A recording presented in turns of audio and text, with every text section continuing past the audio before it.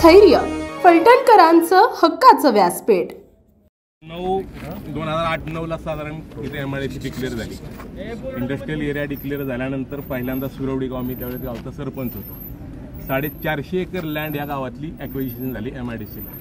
450 माझ्या कुटुंबाची 30-35 acre irrigated जमीन होती। बाकी शेतकऱ्यांच्या काय इरिगेटेड होत्या, काय नॉन इरिगेटेड होत्या। आम्ही इंडस्ट्री म्हणजे तुमचं कमींचं नाव समजलं, तालुका खुश झाला, सर्व परिसरात चांगलं वातावरण निर्माण झालं की एवढी मोठी इंडस्ट्री आपल्या इथं येते। आम्ही सगळ्यांना स्वागत केलं। उभ्या ऊसासहित माझ्यासारख्यानं पिकं जमीन असताना जमिनी एमआयडीसीच्या ताब्यात दिल्या, ज्या कमींचे उद्योग येणारे म्हणून। आम्ही त्यावेळेस त्याग केला की येणारं भविष्य आपल्या कंपनीमुळे, इंडस्ट्रीमुळे तालुक्याचं चांगलं होईल। काही स्वरूपात झालं निश्चित, आम्हाला वाद नाही, परंतु ज्या प्रमाणात स्थानिकांना न्याय दिला गेला पाहिजे तो आजही मिळालेला नाही। आजही प्रकल्पग्रस्त शेतकऱ्यांची मुलं आजही नोकरीसाठी तुमच्याकडे हेल्पट घालतात। तुम्हाला कुठल्याही ह्या कंपनीतनं त्या प्लॅनमध्ये, त्या प्लॅनमधनं 6 महिने घेतलं जातं, 3 महिने ब्रेक दिला जातो, परत DAT1 DAT2 हे सगळे प्रकार चालत होते। त्यांची हेटाळणा करून कुठलाही न्याय त्यांना आजपर्यंत दिलेला नाही। बाकी इतर जे अदर सोर्सेस आउटसोर्स तुम्ही करता, XYZ जॅक्सन इन सारखे तुमचे आहे, व्यंकटेश आहे, सुप्रीम आहे, किंवा आणखीन TC आहे, किंवा आणखीन एनटीटी तुमचे जे आहेत महिंद्रा लॉजिस्टिक्सचे, पण TVS आहे, 10, 15, 20 कंपन्यांना तुम्ही त्यांच्याकडून आउटसोर्स करून कामं करून घेता। ह्या आउटसोर्स केलेल्या कंपन्या सर्रास राजकारण करतात तिथं। ज्या प्रत्येक इलेक्शन आलं, ग्रामपंचायत असो, जिल्हा परिषद असो, पंचायत समिती असो, विधानसभा असो, लोकसभा, प्रत्येक इलेक्शनमध्ये त्या कामगारांच्यावरती प्रेशर केलं जातं। असं केलं पाहिजे, ह्यांचा प्रचार करावा लागेल, ह्यांना मतदान करावं लागेल, तरच कामावर ठेवू, तरच तुम्हाला कामावर घेऊ, तरच तुम्हाला प्रमोट करू, अन्यथा कामावरून काढून टाकू, किंवा इतर अशा प्रकारे त्यांच्यावर दबाव आणून त्यांच्याकडून इच्छेविरुद्ध काम करून घेतलं जातं। बऱ्याचशा एनटीटी साहेबांना, आमच्या खासदार साहेबांना उठवला, त्यांच्याबरोबर आम्ही पत्र भेटून गेलो कामगारांना घेऊन। बऱ्याचशा कामगारांना त्यांच्या डेली बेस किंवा जे तुमचे नॉर्म्स आहेत त्या पद्धतीनं कंपनी कमिन्स देत असते। कमिन्सबद्दल आमची कालही तक्रार नव्हती, आजही नाही, परंतु कमिन्सच्या नावाखाली जे हे 12-15 कॉन्ट्रॅक्टर, सब कॉन्ट्रॅक्टर तुमचे आहेत, हे अक्षरशः कामगारांच्यावर अन्याय करून त्यांची पिळवणूक करतायत। हा सगळ्यात महत्त्वाचा विषय आहे। त्यांना देणारं जे बेसिक वेतन आहे ते त्यांना मिळत नाही। बऱ्याचशा एनटीटीमधून त्यांना प्रेशर केलं। मागं थोडासा आम्ही आवाज उठवला, कामगार मंत्री महोदय आले, त्यांच्या समोर आवाज उठवला। त्याच्यानंतरही कामगारांना बोलवून घेऊन त्यांना कुणी मुलाखती दिल्या किंवा कुणी तक्रार केला, त्याचे आता 5-6 कामगार घरी ठेवलेले आहेत ज्यांना तक्रारी केल्या। हे एवढं मोठं साहेब ग्लोबलाइज कंपनी, मल्टीनॅशनल कंपनीचा वापर एखाद्या छोट्याशा राजकारणासाठी होत असेल तर तुमच्यासाठी सुद्धा आमचं म्हणणं हे चांगलं नाही। मी लोकसभेला होतो, लोकसभेच्या ठिकठिकाणी तुमच्या कमिशनच्या कॉन्ट्रॅक्टरनी मिटिंग घेतल्या, तुमच्या HR डिपार्टमेंट त्याला सामील, की जर अमक्या तमक्या पार्टीचा आम्ही कधीच आलेलो नाही। मी कुठल्याही कंपनीमध्ये आम्ही कोणाला कॉन्ट्रॅक्ट द्या म्हणून आलोय का आजपर्यंत? आम्ही इथं कोणाला कामावर घ्या म्हणून सुद्धा फोन केलेला नाही। आज गेले 12-15 वर्षामध्ये तुमच्या पद्धतीने इंडस्ट्रियलायझेशन, आमच्या इंडस्ट्रीला पाठिंबा आहे। कमिन्सचं चुकतंय काय तर कमिन्सचे HR वेगवेगळ्या कॉन्ट्रॅक्टरच्या गाड्या घेऊन महाबळेश्वर, पाचगणी याला जातात। सगळे जात आहेत का तर नाही, काही लोक जात आहेत। आणि कमिन्स CTC जर याला देते तुमच्या कॉन्ट्रॅक्टच्या मार्फत, तुमच्या काय म्हणतो त्याला आपण, अनस्किलला 24,000 रुपये CTC तुम्ही देता, स्किलला 32,000 रुपये CTC देता। तर अनस्किलचाच पगार हा स्किलला दिला जातो, आणि हा 24,000 CTC आहे त्या कामगाराला 10-12 हजार रुपयाच्या पुढे त्या पगार देत नाही। मधला 10,000 रुपयाचा गॅप हे तुमचे कॉन्ट्रॅक्टर लोक मारतात आणि ते राजकारणामध्ये वापर करतात। आमचा कमिन्सला विरोध नाही।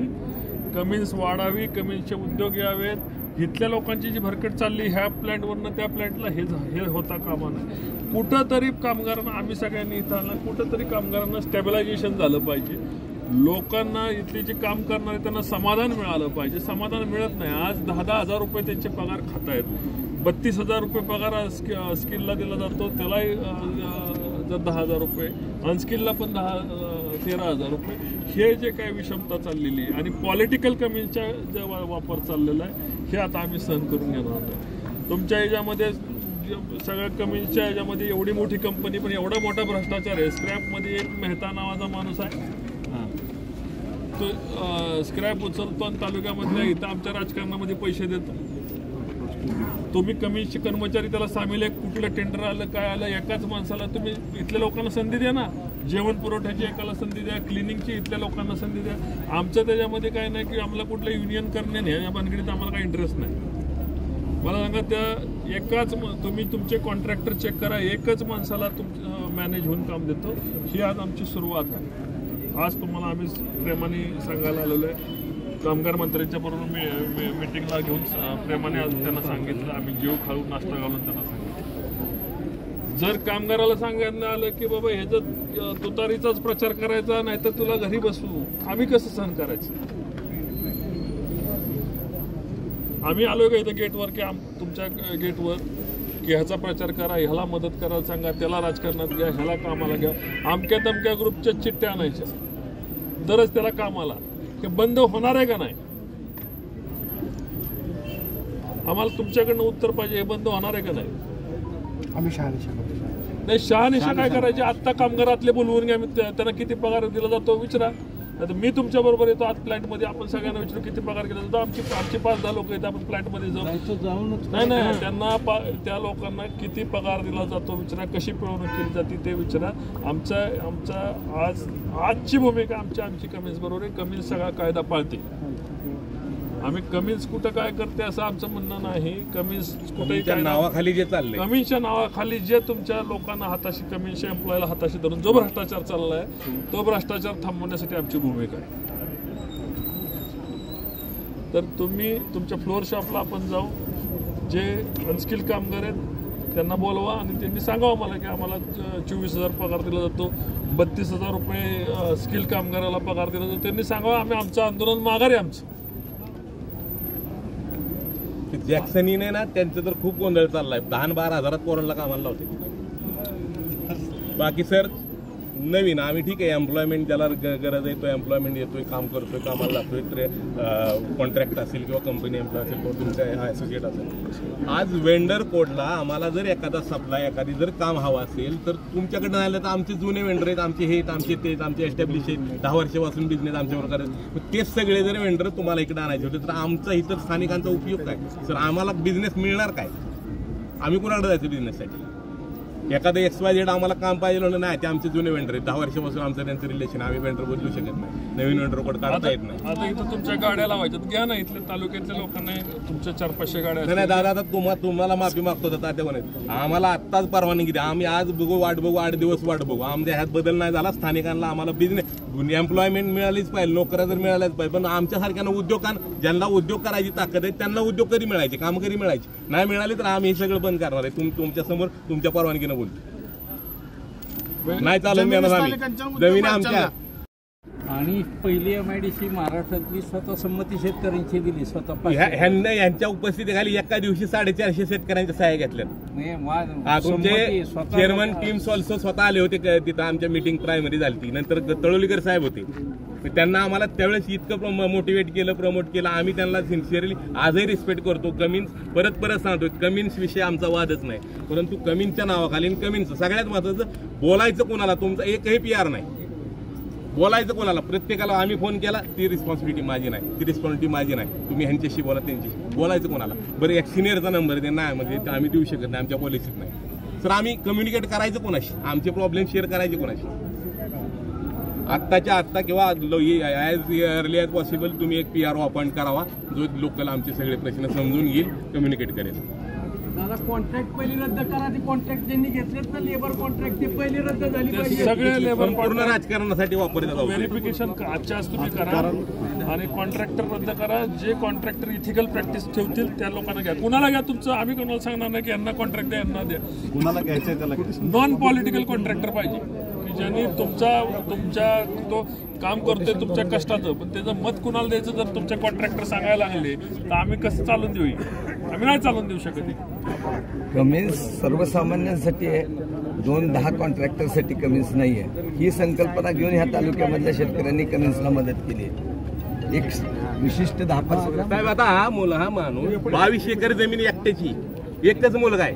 10 वेळा तुमच्याकडे आलो, 5 वेळा त्याला घेतला. 3 महिने कर, 2 महिने घरी, 4 महिने कर, 4 महिने घरी. 22 एकर जमीन एकट्या कुटुंबाची जमीन गेलेली. तुम्ही सांगा तुमचं काय झालं विषय? लगेच ब्रेक देतात, आम्ही काय करायचं? आणि गव्हर्नमेंटचा नियम काय आहे की 80% तुम्ही लोकांना कायमस्वरूपी सगळे PAP मुले ज्यांचं पुनर्वसन झालंय, ज्यांच्या जमिनी आज कमी जमीन ज्याच्या नावावर उभं आहे, ज्याची कंपनी मूळ शेतकऱ्याचं आहे, त्याचं काय केलं तुम्ही? कुठं चांगलं केलं?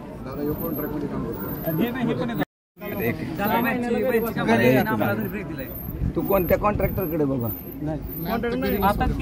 घरी बसवले? कोण कॉन्ट्रॅक्टर?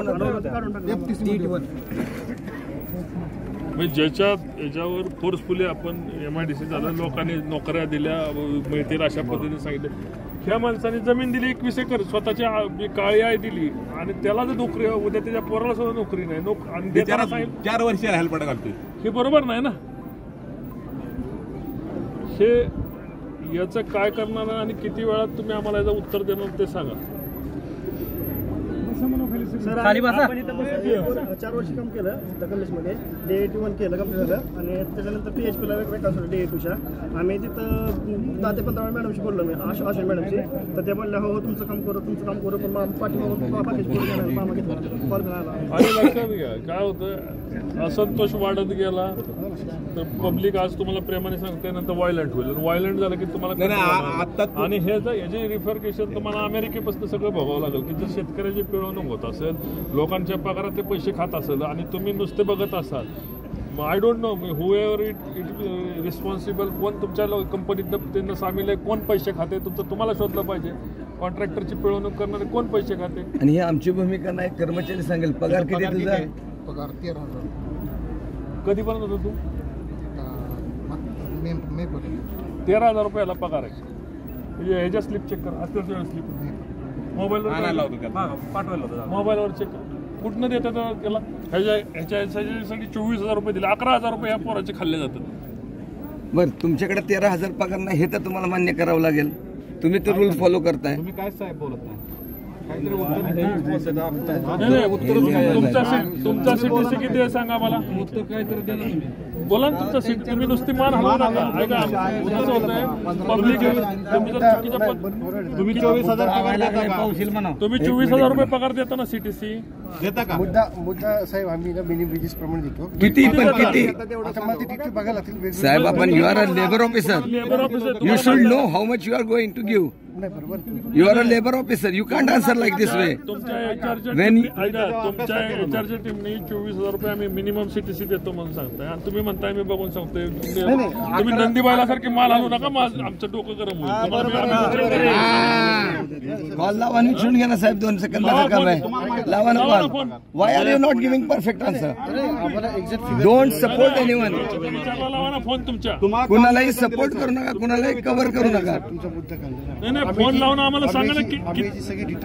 साहेब, खासदार साहेबांनी शांत केलं म्हणून शांततेत चाललंय. त्यांना काल आम्ही सांगितलं होतं तुमचा जो जबाबदार आमच्या प्रश्नाला उत्तर देणार आहे तो माणूस म्हणून घ्या. कुणी आणा पुण्याचा सिनियर ऑफिसर. नाही बघतो करतो ना. किती पैसे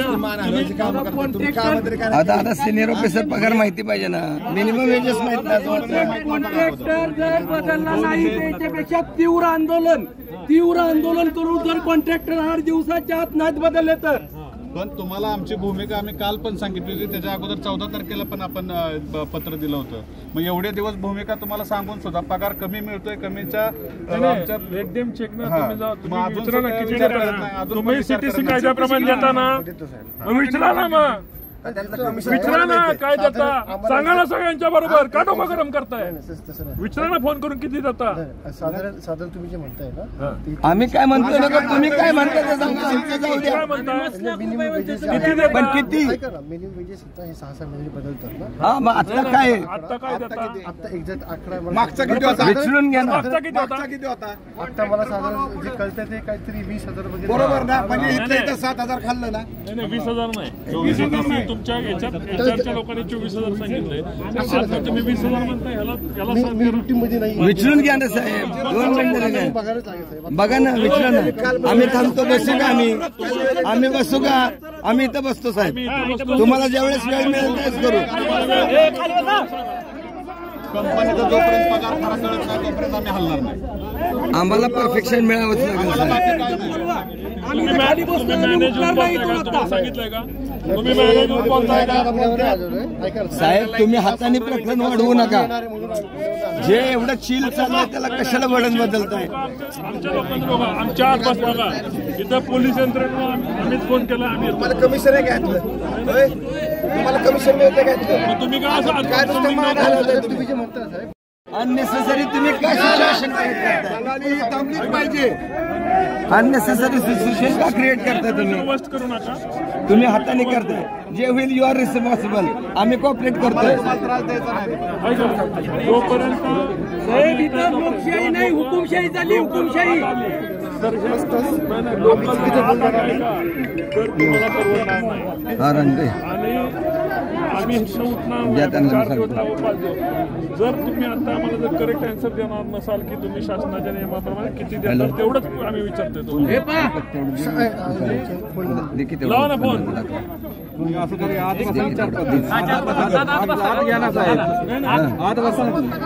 शेतकऱ्यांचं मुलाचं रक्त शोषण केलं जातंय, ते आताच थांबलं पाहिजे. मी थोड्या वेळात बोलतो.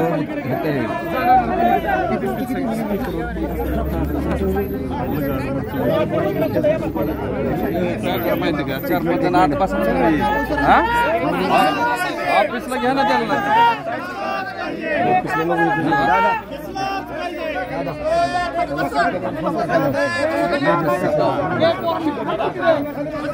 तुम्ही स्पीकर आता मला माहिती नाही गव्हर्नमेंट काय एकदा कन्फर्म करतो नवीन काय दादा पुढे उद्या आमच्यावर आरोप येतील. दादा पब्लिक मधनं तिकडं कधी जायचं ज्यावेळेस हा आकडा कळेल त्यावेळेस. नाहीतर आज परत तुमच्याशी आम्ही वेगळी डील केली म्हणून आमच्यावर चर्चा येईल.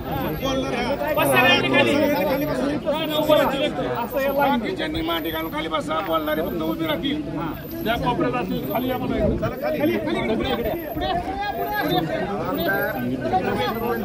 काय नुसतं मान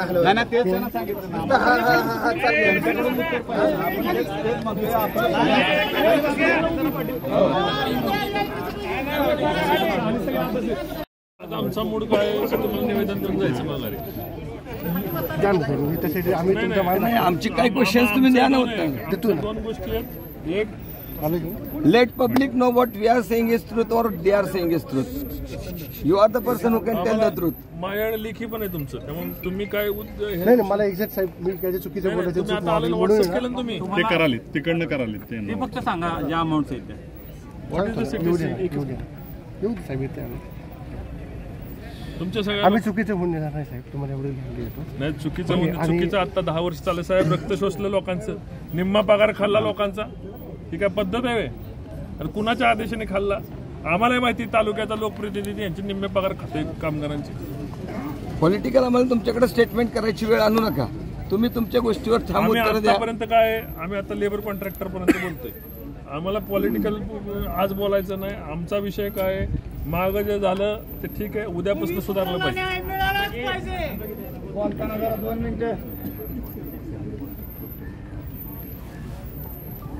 पद्धत पण झालीच पाहिजे.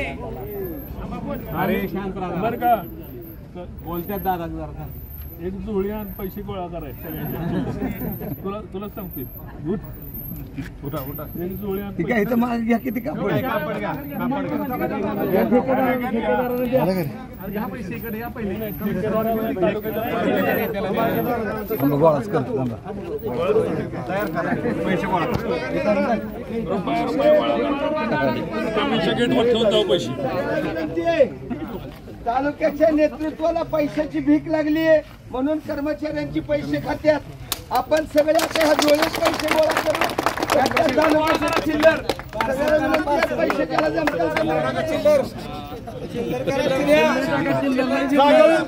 उठू नका कुणी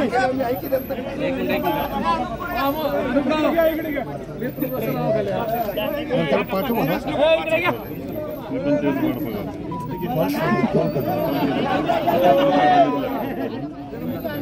रामराजाला द्यायच्या त्याच्या लायकीने द्या. रामराजाला म्हटलं की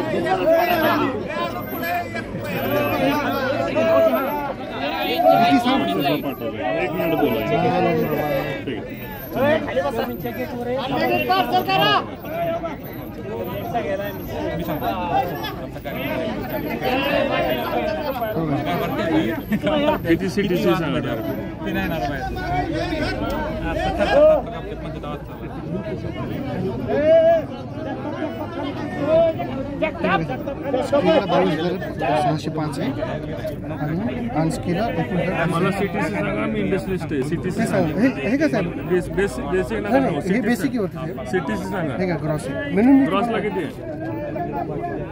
ग्रँड टोटल 22,605. हे सेमी स्केलला 20 आणि 19,527 कोणाला? अनस्केलला आणि स्केलला 22,605. आणि ह्याच्यावर पीएफ असेल. हो याच्यावरती पीएफ सांगा ना. टोटल सांगा. साधारण 22,605 23,605 साधारण 24 24,000 रुपये पगार आहे. आणि स्किलला सांगा किती? 19,930 19,587 20,587 साधारण 20 रुपये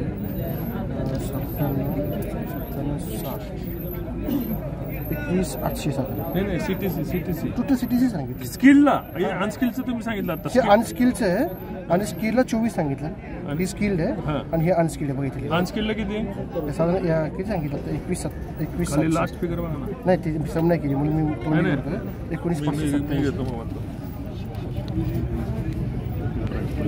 19,930 परत ते 719 146 अजून आहे ना फिगर खाली? खाली आहे ना. हे 20 रुपये आहे. 930 आहे. हां नाही खाली पण आहे 140 रुपये 789 रुपये. हे 24,000पर्यंत जाते होय. हां हे बघा ना हे 24ला जाते स्किलचं आणि हे जे आहे हे 22 पकडून घ्या आणि स्किल साधारण 1,500 पडतात. आणि 24,000 रुपये स्किल जाते. आणि घेतायत ते सगळे स्किलच घेतात ITI झालेले. हो स्किल आणि अनस्किलचं आमच्याकडे नाही 8वी नापास 5वी नापास आहेत का नाही ना स्किलच आहेत सगळे. 24,000 पगार. एक मिनिट राहू या पुढे सांगा साहेब. तुम्ही पुढे साहेब मी आहे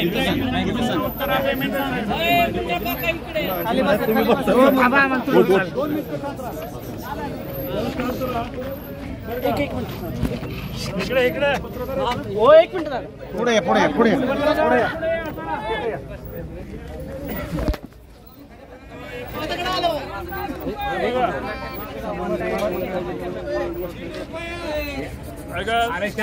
ITI झाली आहे सगळ्या पोरांना.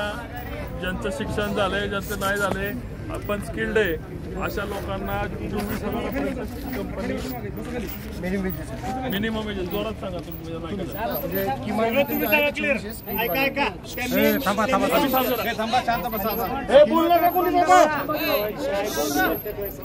मिनिमम वेजेस आहे स्किल प्रमाणे 24,000 आणि अनस्किल जे आहे 22,000. ऐकू आलं तुम्हाला आवाज?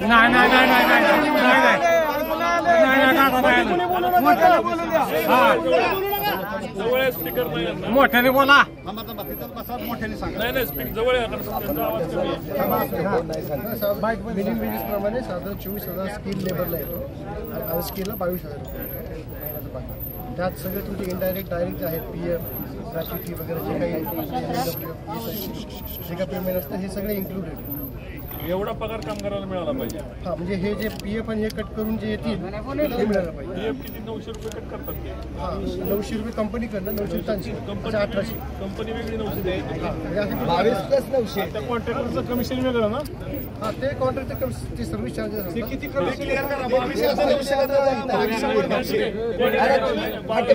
कॉन्ट्रॅक्टरला 50,000 कमिशन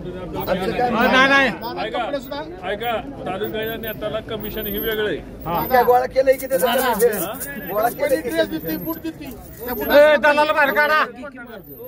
तालुक्याच्या नेते मंडळीला रुपये घ्यायचा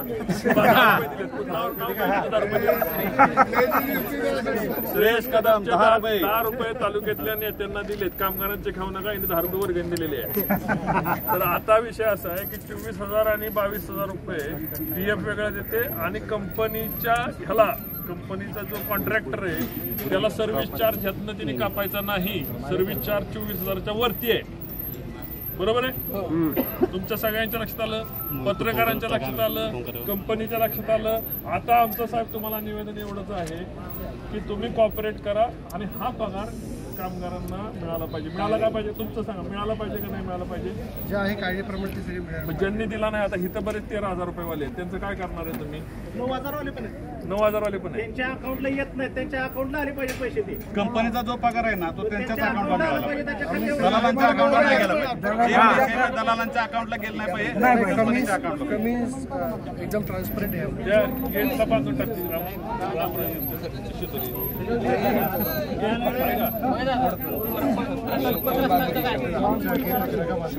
पाहिजे त्यांना. नाही मिळला पाहिजे.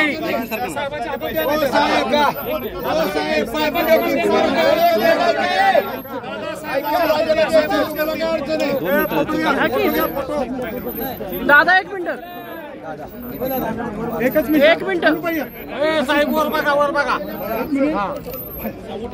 दादा ये चरदम किती देते जाऊ ये चरदम किती देते कामगारांना मिळालाच पाहिजे. तुम्ही हक्काचा पगार द्याला मिळालाच पाहिजे. भूमिपुत्रांना मिळालाच पाहिजे. भूमिपुत्रांना न्याय मिळालाच पाहिजे. आता गोळा केलेले पैसे जे आहेत आपली मीटिंग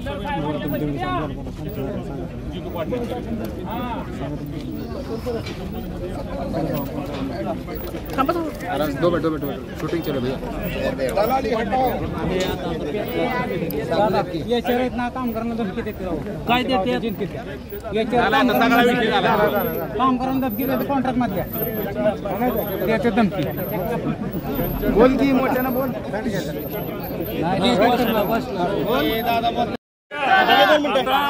अनुप शांनी शिदोरी गोळा केली जिंदगी ते गेटला बांधून जाणार आहे. आपण कमिन्सला देत नाही, हे रामराजाला देतोय. आणि ही गोळा केलेले पैसे कामगारांचे पैसे खाऊ नका, ही तुम्हाला देतो. आणि कंपनी आम्ही बंद करायला निघालो नाही, कंपनी चाललीच पाहिजे. मध्ये नाही झाली पाहिजे. बरोबर आहे, बरोबर. आम्हाला राग नाही, कमिन्स कंपनी चालली पाहिजे, कमिन्स कंपनीने लोकांचं भलं केलं पाहिजे असं आमचं म्हणणं आहे. आता हे अनुप शाह जे शिदोरी बांधतात, माझी विनंती ठेकेदारांना हे सुद्धा न्या, कामगाराचं पुरत नाही हे सुद्धा न्या. आमचे सगळ्यांनी कार्यकर्ते गोळा केले. हे जे बांधलंय ते रामराजाला नेऊन पोच करा, पण कामगारांच्या पगार खाऊ नका. आपल्या परिसरातील ताज्या आणि महत्त्वाच्या बातम्या पाहण्यासाठी स्थैर्य न्यूज चॅनलला यूट्यूबवर सबस्क्राईब करा आणि बेल आयकॉन प्रेस करा.